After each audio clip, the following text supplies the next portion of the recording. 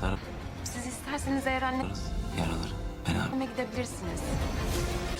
Ne yapalım?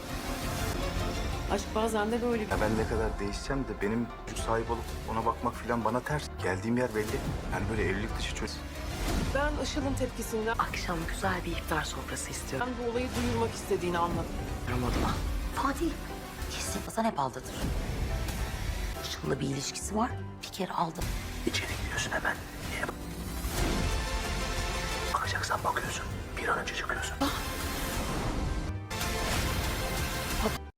إن الحلقة رقم 92 من مسلسل شراب التوت البري قد حققت مشاهدات عالية جدا، وهناك ارتفاع هائل في الريتنج في جميع الفئات. ومن الواضح أن الإعلان الثاني من الحلقة رقم 93 من المسلسل هتكون الحلقة القادمة بها أحداث مثيرة جدا وشيقة للغاية. وما هي الأسرار التي ستنكشف في الحلقات القادمة عندما يواجه الأبطال تحديات غير متوقعة؟ وترقبوا ذلك لمعرفة المزيد من خلال الحلقات القادمة.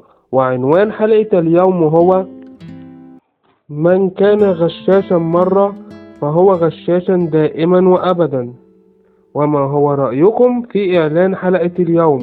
اكتبوا لنا رأيكم في التعليقات تحت.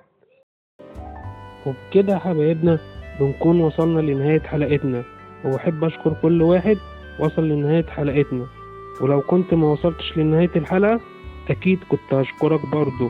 ولو أول مرة تشوفنا ادعمنا باللايك الجميل والاشتراك اللذيذ علشان تكوني أول واحدة أو علشان تكون أول واحد يوصل له كل جديد. مع السلامة، باي باي.